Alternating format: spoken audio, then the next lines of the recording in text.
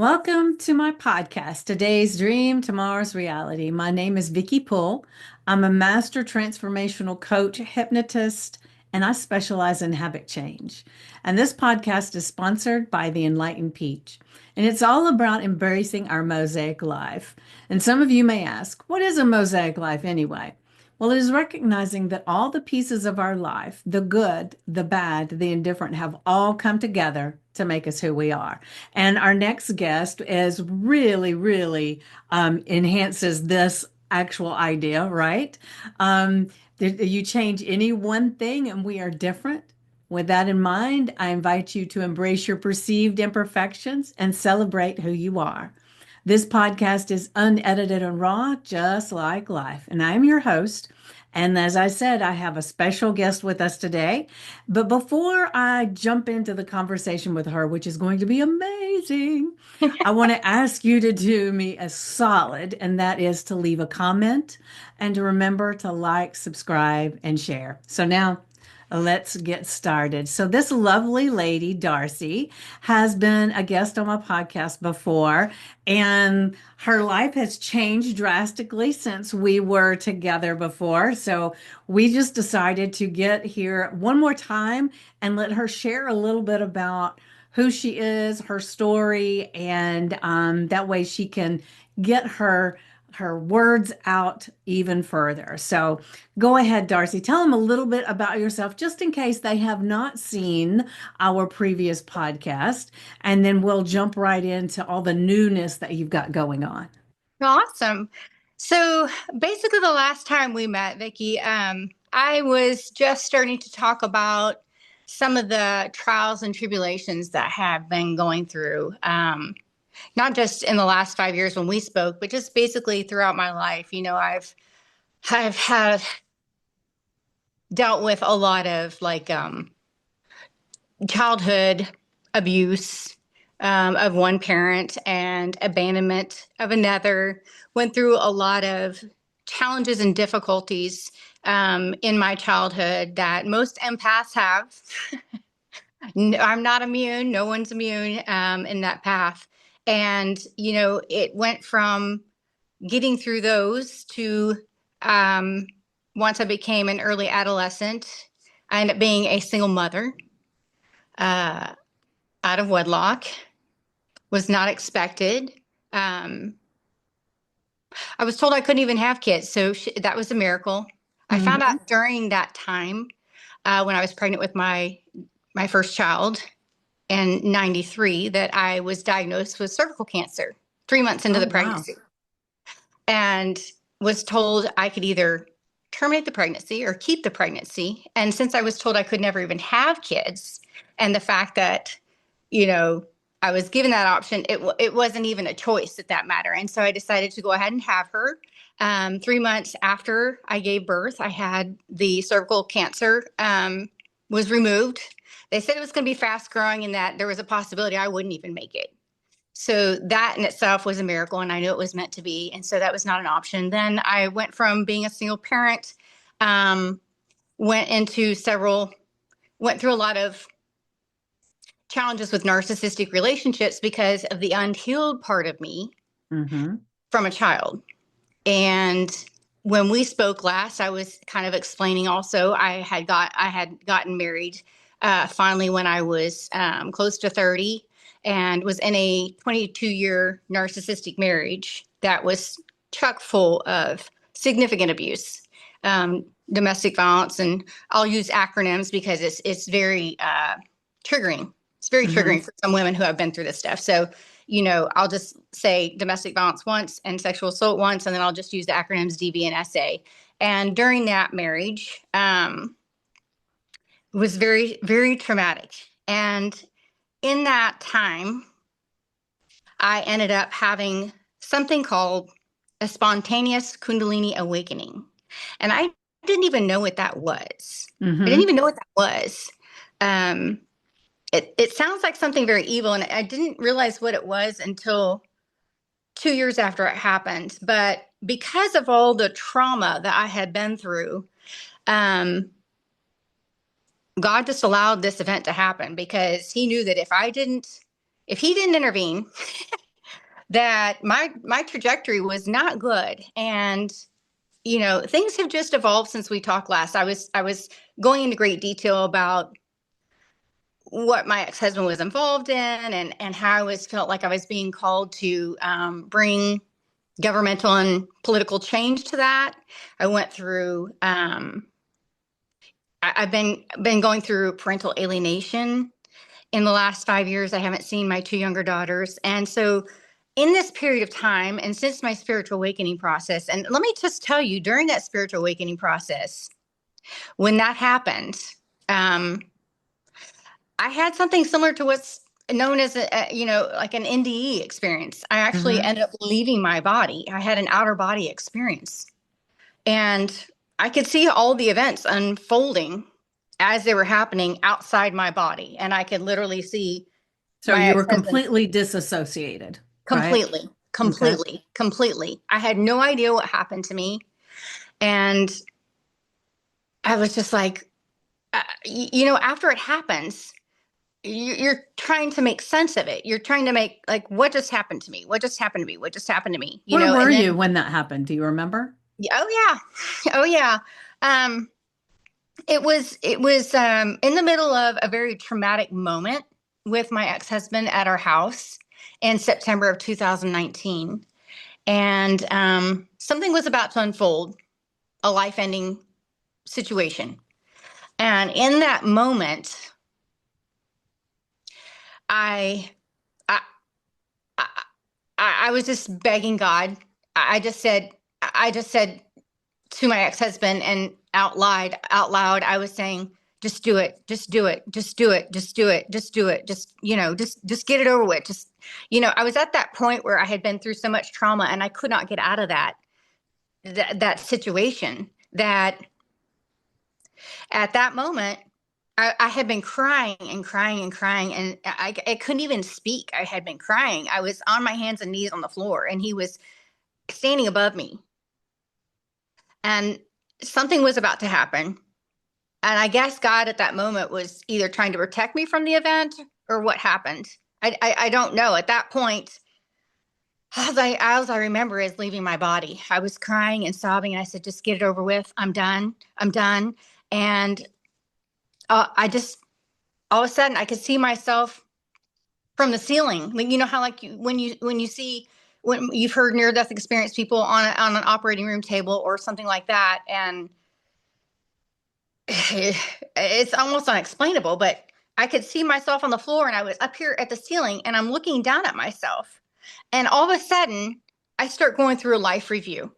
Hmm. Back in the day when there were, before black and white movies, they had those like this flip Rolodex thing where it goes, The slide projector? yeah, like that where you turn the handle and you just flip, the movie before the movie came, black and white movies came out. You know what I'm talking about? Yeah. And it was like, and in that moment, I'm so disassociated from my body. Everything just went black, and I'm seeing just thousands of snapshots of my entire life, things that I had judged myself for. And in my mind, telepathically, I guess, in my mind, I'm going, I'm a horrible person. I'm a horrible mother. And I can hear a voice. I can hear a voice, and it's pitch black. But I can, all at the same time, I'm seeing myself on the floor, and then my ex-husband sits down on the couch, and he's just staring at me like, what is happening? What is happening? He's just looking at me. And this whole time I'm sitting there going, who is this talking to me? And they're saying, Darci, you're a good mother. You're a good mother. You are judging yourself. No one judged you. No one judges you but you. You're the only one. And at that point, I was like, oh my gosh. Oh my gosh. And then I can see from the ceiling and my body on the floor, hunched over. And my ex-husband gets up off the couch and comes over and violently shakes me and is going, Darci, Darci, Darci, what is happening? What is happening? And I'm just like, I'm completely out. I'm completely, like, I had to have died in that moment. It felt like I died in that moment, but the event that was supposed to occur didn't occur. But Hmm. it's hard to explain. And I opened my eyes, and it was almost like I was in a daze, like I was drunk, or and I wasn't any of those things. But I was just so disoriented and trying to make sense of what happened. And then following that, I went through a period of the dark night of the soul they talk about. I went through like 3 days of bliss where it was unexplainable how beautiful, and everything seemed so vibrant. Everything was so amazing, like near NDE people speak about all the time. And then I went through this from 2019 for the next 2 to 3 years. I had lost my job. I lost all my possessions. I lost my house. I lost the custody of my kids because of what my ex-husband had done and paid people to do things. And I don't need to really go into detail because those are still in process. And I still haven't seen my children, but I lost everything. And it took that event for that event to happen to make me wake up and go through this massive spiritual awakening to realize all the things I thought were important were no longer important anymore. Mm. That everything I worked for was no longer important anymore. Yeah. The time that I spent at work, I worked as a pharmaceutical sales rep. I was one of the top reps for 25 years, working for GlaxoSmithKline and Eli Lilly and Genentech, medical device sales and pharma. I was a highly successful career person. I never thought in my wildest dreams that my whole life would change in that Mm-hmm. moment. And that's kind of, I've been on this spiritual awakening process since we had our last get together last March of 24. Was it And March? So it's been a year? yeah, and shortly after we met, Uh-huh. Vicki, I had told you, I was telling you how I was finding my voice and I'm finding my purpose, and I have, but this year has been wild. The month after we spoke, I went to go on more of the spiritual quest to find myself and who is Darci now and where am I going? And I was in so much fear in that marriage that I realized I realized that fear is just false evidence appearing real. That's Mm-hmm. really that's an acronym that I really live by, that fear is based just false evidence appearing real. It's not really real. And the next acronym for fear that I've spoken about is fear can make you F everything and run. Yeah. And I was running. And until this spiritual awakening process happened, and in this last year, the last acronym for fear I can give you is I'm now in a place of facing everything and recovering. Love it. And I went to do ayahuasca in Costa Rica in April. Mm-hmm. And when I came back, nobody gives you this disclaimer, and I'm going to tell you this now. If you already have gifts and abilities, which we all are born with, I'm not special. You have them, everybody has them. And the reason why I feel like I really want to get this point across of my spiritual awakening process, because it's happening to more and more people, and it's by design. By Mm-hmm. design. When I had that life review, I was shown many things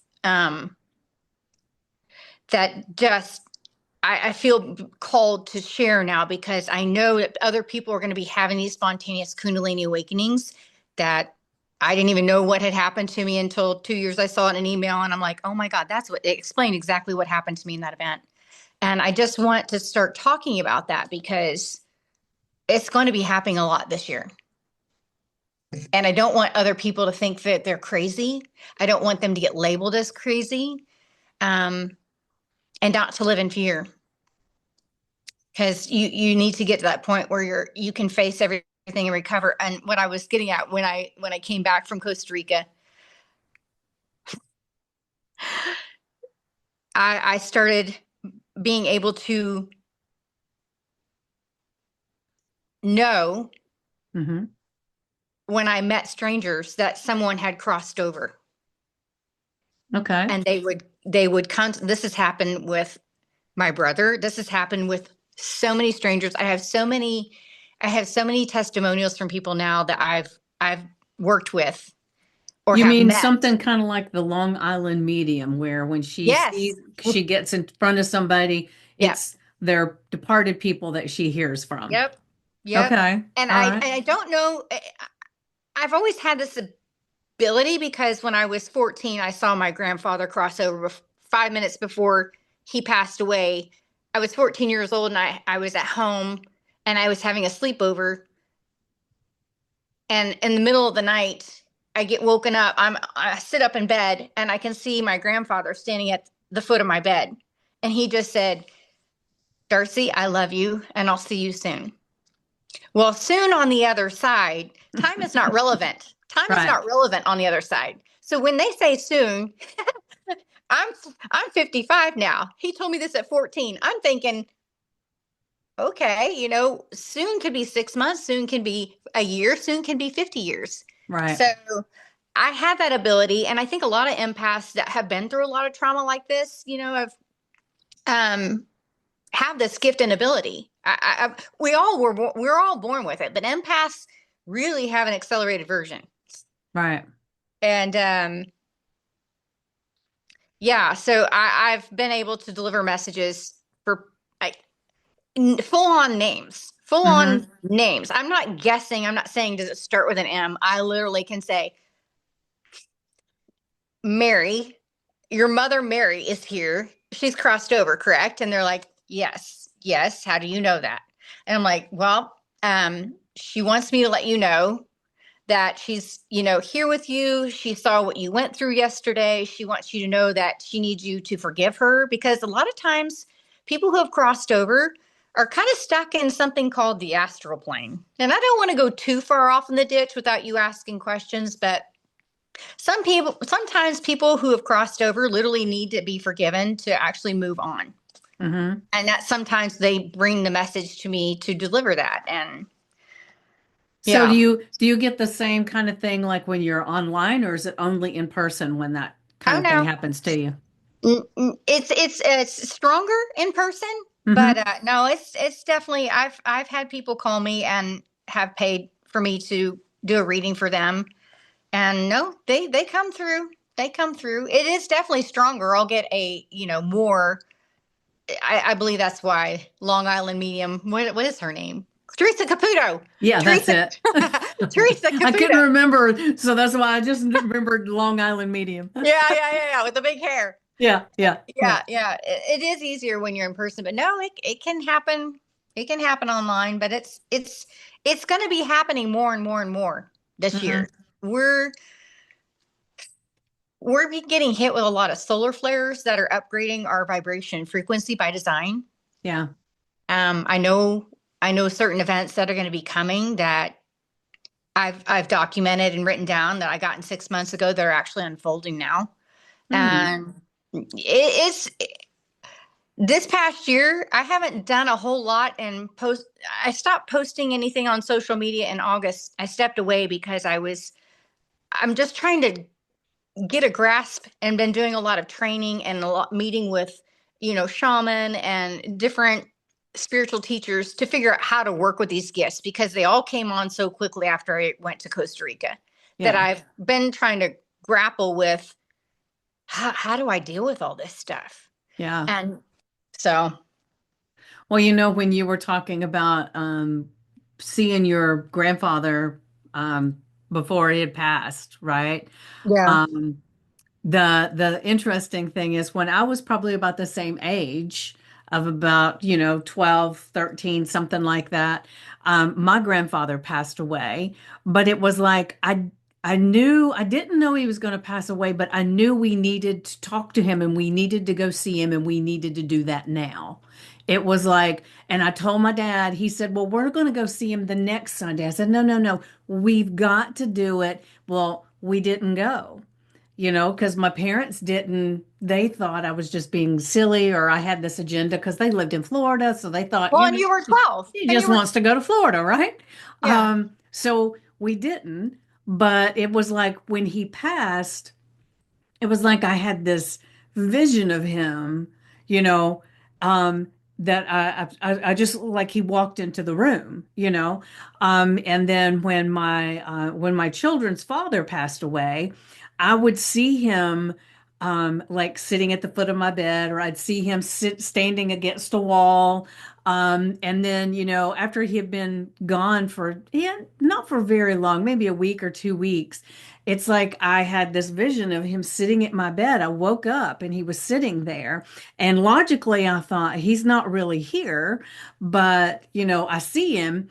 And what he did was he reached over and he patted my arm and he said, Vicky, everything's going to be okay. I promise you, Mm, everything's going to be okay.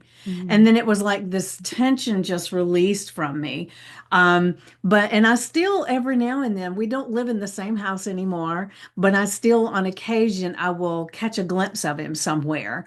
And so it's really interesting. And my daughter and I went to a one of those new age fair things, Yeah, where no, they no, no. have the Yeah, tent set up and everything. yeah. Um, and I went and sat down to talk to this woman, and she was seeing my husband there with me, and she talked a lot about him and everything. And then she mentioned my daughter. My daughter was 7 when he passed. And so I actually, at this point, she was an adult. And so I actually came back again that same day for my daughter to talk to her. And the woman didn't even know that we were connected, but Mm, she was talking to my daughter about he was standing behind her. And anytime she felt a little breath on her neck or something, especially when she was studying and those kinds of things, that it yeah, was him it there was. saying, I It love was. you. And he's really amazed with how you're doing. And it's amazing how when somebody has that gift and they share something like that with you, how it just kind of, it's like it fills the little hole that you have, Yep, So yep. amazing, right? And as you were telling me that, um, he was in my ear saying, that was me, that was me, that was me. So just, yeah, yep, yep. It seems like it's unfortunate. It's unfortunate, but I think most people do that. And like I said, we're not special. I'm not special. Everybody has this ability. If anybody tells you they only have this, that's not true. That's Yeah, not true. We all were innately born with these gifts and abilities. And the reason why I just want to talk about this and come out with it and talk and discuss, because we literally are told we're crazy and not to talk about these things. And I think sometimes the ones that have the ability at this moment almost seem like they have had such a traumatic life, such a traumatic childhood, and like I said, going through childhood abuse and dealing with abandonment and going through the sexual stuff that happened to me and being a single mother and dealing with life-threatening illnesses, and I overcame addiction. I drank during my marriage to try to numb myself to the pain, and being in narcissistic relationships in a 22-year horrifically bad, that incorporated a lot of stuff that was even imposed on my daughters by my ex-husband. And I still to this day haven't seen them, and I've gone through a lot of grief, but I think a lot of people who are have gone through so much went through it for a reason. These hmm, things didn't, it's not till after the fact do you realize all this wasn't happening to me. It happened for me. It was to make me realize that the money didn't matter, the possessions didn't matter. All that stuff was stripped from me. And what was I left with? What was I left with? I was left with my relationship between forgiving myself. Forgiveness is the hardest thing, really, ever. Forgiveness is not for someone who did something wrong to you. Forgiveness is for yourself, right. to find peace with yourself. And that's the main thing that when I went through that life review and he showed me, I say he, um, God is genderless. It's like divine mother and divine father. I heard him in my own voice, but he just basically was telling me, Darci, you are a good mother. You're the only one judging yourself. Forgive yourself. And I think forgiveness was the hardest thing for me to forgive myself Mm-hmm. for staying for allowing myself to be controlled and manipulated so badly for so long. And Yeah. it's just like for whatever reason, these things all happen for us for a reason. They happen for us. They're not happening to us. And we got to let go of the stories that we've told ourselves and the limiting beliefs that we were taught by our parents or by our faith, whether you're Christian, Muslim, Catholic, whatever. We have to let go of that. I even walked away from the Christian faith. I believe in God and I have a relationship with God, but um, I don't believe you have to sit in a church to have a relationship with God. And I was even during the whole process of the 5 years that I haven't seen my two daughters and went through the spiritual awakening. I went to my pastor at my church and they made me feel like I was crazy. I was trying to explain the event that happened to me. And they're like, there's medication for that, and I'm like, wow, wow. So, it's really sad when you turn to people and no one believes you. That's really hard. So you have to learn to forgive yourself, and you definitely have to love yourself first. It's been a real process this last year. Just yeah, it's been a real process. Yeah, just a couple of days ago, I had one of the lives that I did in my group. I was talking a lot about how, if you want to change your life, one of the things is go look back at all the things that have happened in your life Yeah, and find the lesson in it, because the reason it was there was to move you from one thing to the other. And so there is nobody that hasn't had those lessons. Some are correct. bigger than others. But the thing is, most people use them as an excuse or a reason why they have the life that they do, instead of spending some time. And usually you can't see it when it first happens because you're too immersed in it. But once you can get outside of it, especially now that you can look back and when you were younger at things, it's like you can kind of separate, kind of disassociate, like you were talking about. You separate yourself from it, and then you can look at it logically. Well, if I hadn't learned that, I wouldn't be here. And this is the lesson that I got. And sometimes it's just something as simple as don't do that again. It Yeah. doesn't have to be this big epiphany, but man, oh man, one of the things that I used to do, I don't do it so much now, but I used to feel like things when they happened, I would say, well, that was life lesson. And then I would give it a number. The number depended on what the degree of it was. So it could have been life lesson number 22 or life lesson 5,675 because that one felt bigger. I Mhm. don't do that anymore because I look at life lessons for me, not for anybody else, but for me, as not big or small because each one of them is a lesson. All I got to need to do is pluck out the lesson and then I'm good, right? Mhm. But back then it was like it just made me feel better that it was just called a life lesson with this number in it. Yeah. I think a lot of domestic violence survivors or sexual assault survivors blame themselves or staying in a narcissistic marriage because you think it's better for the kids. Hmm.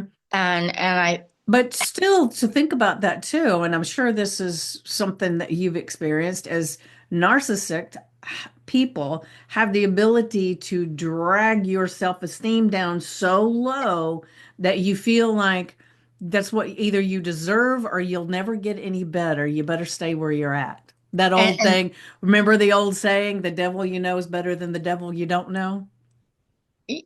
1000%. And I stayed. And you intuitively know I've got to get out of this. This Hmm. is not the right thing. I'm setting the precedent for my children to see how they should be treated. This is, I intuitively knew I stayed too long, but I couldn't, the more years that passed by I was in the marriage, it's like, how do I get out of this now? Yeah, How do I, yeah. how do I get out of this? He's beat me down so much, and he's So done such terrific things. did he keep you financially dependent on him as well?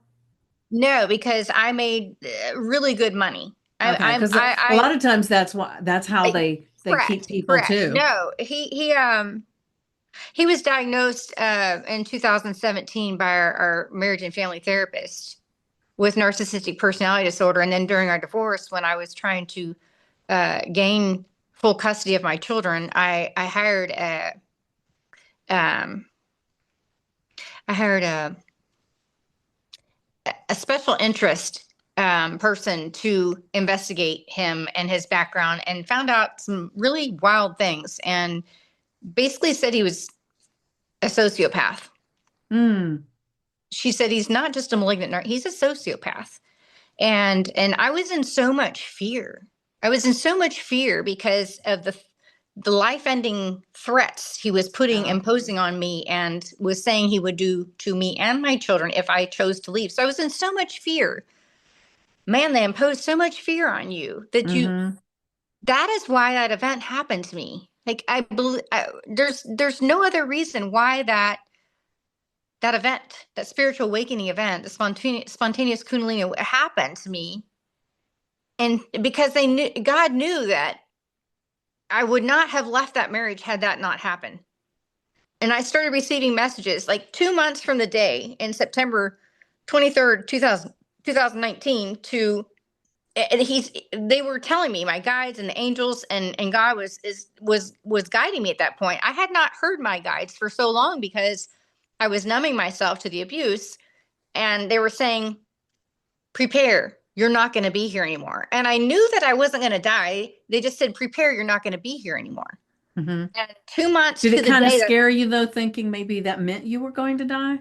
no, I intuitively knew I Okay. wasn't. They just said, they started telling me to prepare to teach my daughters how to do their own laundry, which I had already been doing. But I mean, I did take the majority of that on myself, all my, as a housewife, and working full time, and and I did all the cooking and the cleaning and blah blah blah. And they were just saying, prepare, you're not going to be here. Start teaching. You need to teach your daughters how to do their own laundry. You're going to teach your daughters how to do cooking. And 2 months to the day, I end up having to flee my husband, my ex-husband, in November of 23rd of 2019, to the day when I overheard him say he was going to, he was letting me know he had many times done things where I knew I was gonna expire. Okay. Yeah. And I don't want to say too much, but because it's triggering for some people. And when he verbally said out loud to one of our neighbors that he was going to do it, I knew it was imminent. 2 months to the day that the event happened, 2 months prior, I ended up fleeing. And I fled with my two younger daughters. And we had assessed a fairly large marital estate, and he had paid everybody off to help him. And he paid the constables and the DA's office and stuff like that. And they called me and said, if you don't bring your daughters back, we're going to charge you with kidnapping. We're going to put you in jail. And we're going to charge you with kidnapping. I brought them. I had to bring them back. I'm crying. I'm hysterically crying. And about 4 months later, I never saw them again. Mm. And, a lot of people have said, Darci, you've been through so much, like with your childhood abuse. And, he was my ex-husband was, I didn't know it. I didn't know it. I didn't know it. I didn't know it. But he was, involved with sex trafficking rings. And yeah. And so knowing everything I've been through, like the life altering, you know, I've had a mini heart attack. I've had a mini stroke. I've had double pneumonia with a blood clot in my heart. I've overcome cancer. I've single parenthood, parental alienation, the grief of that over the last 5 years, because I still haven't seen or heard from them. I can't text them. I can't call them. I can't email them because they're still in so much fear. But people have asked me so many times, if you had to do it all over again, would you change anything?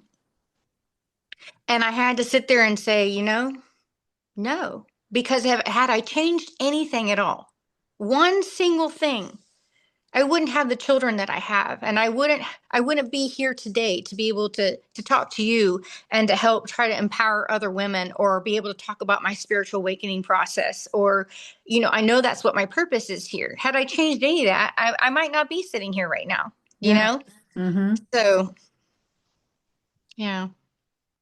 So, what advice would you give someone who might be on this precipice precipice of this Kundalini awakening, or they're really doing a lot of soul searching right now because they're trying to figure out what their path is and that kind of thing, which it sounds like you were doing that the whole time, right? So do you have like some kind of advice that you would give someone who's going through that process? Maybe it doesn't have to be as traumatic as what yours was, Right. but you No. know, what would you tell them? I would say, if anything like this has happened to you, and I would give you different suggestions if you're still in the midst of not having gotten out of a relationship, or still in something toxic. It would be a different answer to if someone's already left it and going through a spiritual awakening process. I would gear it more specific. So if they're still in it, I, Well, maybe give both. That way yeah. you've So covered our bases. if they're still in the midst of it, listen to your gut. Reach, like, there's way to get out of there's ways to get out of narcissistic abuse, and there's ways to get help, and that is to go to, reach out to a domestic violence shelter, and then try to recover from there, because they've got free counseling and stuff like that. But if they've left and they're in the middle of a spiritual awakening process, there is a process that you go through. You have an event that wakes you up. It doesn't have to be an NDE or a Kundalini. If you have any kind of massive event that has rocked your world, and you're reassessing your whole life, you will go through a period of what's called the dark night of the soul. You, and it's different for everybody. For me, I went through the dark night of the soul where I wanted to, and not be here anymore. I, Hmm. I I was in such a dark place, and I had lost everything. Full custody of my children, to no fault of my own, because we had such a large marital estate, and he took all the money and decided to pay everybody off. And I have a feeling soon all this is going to come out. All this is going to come out. I believe all this is going to be uncovered, and this is something else the angels have been telling me. So you will go through a period of the dark night of the soul. And then you will go through, once you get past the dark night of the soul, and you realize, wow, that all happened for me. I was not supposed to be in that relationship, and the reason why that happened is because I would not have otherwise made a change. And once you get past the dark night of the soul, then you go through a period of something called the void, where you are trying to reassess and put your life back together. And sometimes you don't hear your guide in that period of time. And then you'll go through um, to the point where you are in this metamorphosis stage, which I've been in the last 8 months, Hmm. where you're just now getting ready to step into your purpose. And Getting you know out of it. your cocoon, so to speak. Correct. I've kind of been in this cocoon, trying to find myself, and trying to, even though I've already gotten out of everything, and because of all the gifts and stuff that have come on, I'm trying to figure stuff out. I've been in this like cocoon, in this bubble, for the last 6 to 8 months, and I finally figured out what my purpose is, and it is to share what I've been through, and to let others know that they can overcome any adversity, any tragedy. You can triumphantly overcome. Just believe in yourself. Love yourself first. You don't need anybody to validate you. You don't need your parents' approval. You don't need anybody at work to tell you, you know, you're a good person. You don't need a man to, you know, to tell you that you're beautiful, because you kind of just have to feel that you have to spend enough time on your own to learn who you are and what you want and where you feel like you're being called to go. Like you just don't need anybody else's validation. You don't Right. yeah. It's got to come from within. Beautiful. I love that. Yeah. Yeah. Yeah. So we're getting close to time. So I will ask, is there something that you wanted to share today, that maybe we haven't discussed that you want to make sure you get that in? If there is, let's go ahead and put it there. Well, I'm getting ready to start my own YouTube channel. I'm working on it. I'm getting my webpage done. If anybody wants to reach out, they can help assist. Because this lady is not that high tech. But I'm gonna start a YouTube channel to start discussing some of the events that I've been through and try to help others get past fear and learn how to let go and get to the point of forgiveness and finding yourself and the spiritual awakening process. It's gonna be called Truth Talk with Darci. I've already created the channel. I just haven't started uploading videos to share what Hmm. I've, go into more detail about each of these different avenues. But I just want people to know that they're not crazy, that Yeah. to let go of the fear that if you're going through something, don't worry about what others think. Don't, if you're having a spiritual awakening process or you've been through anything traumatic, don't worry about what others think. This is the first time I've openly discussed my spiritual awakening process and the event that happened to me. Hmm. And I was labeled. Everybody thought I was, but lo and behold, look where I'm at. And I'm gonna one day be able to tell you, Vicki. One day Hmm. I'm gonna be able to call you and say, you're not gonna believe it. My two daughters are back. My two Mm. daughters that I have not been able to see because of what my ex-husband has done. And we're going to be on a stage. We're going to be on a stage one day speaking to the masses because that's what I was told was going to happen. To share my story, to say, no matter what you've been through, you can overcome it. And I just want people to be empowered and step into that. Know who you are. Know who you are. You're a divine, sovereign being. God has given you this great life. Beautiful. So well said. I love that. I love that. And the visual of seeing you and your daughters up on the stage is very delicious in the moment to imagine, right? Yeah. Yeah. It's been a long time coming. It's been a Yeah. long time coming. I can't wait. How old are they now? Um, they're 18 and 21, and I have one older daughter who's 31 that I have been able to talk to. But yeah, yeah. They're still stuck in that house. Yeah. Yeah. It's coming. All right. Well, beautiful. So thank you again for being here and sharing all the updates about how amazing things are going for you. And I celebrate you getting on here and sharing. So I will say anybody that's interested in connecting with Darci, I will have information about her in the description so that you can reach out.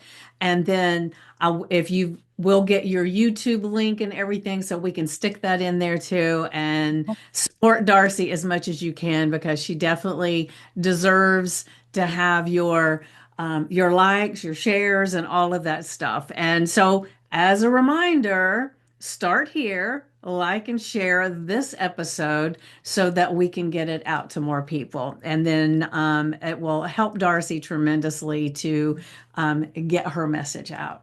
Yes. Thank you so much. Thank you for your time, Vicki. Thank you Thank to your you. listeners. Thank you.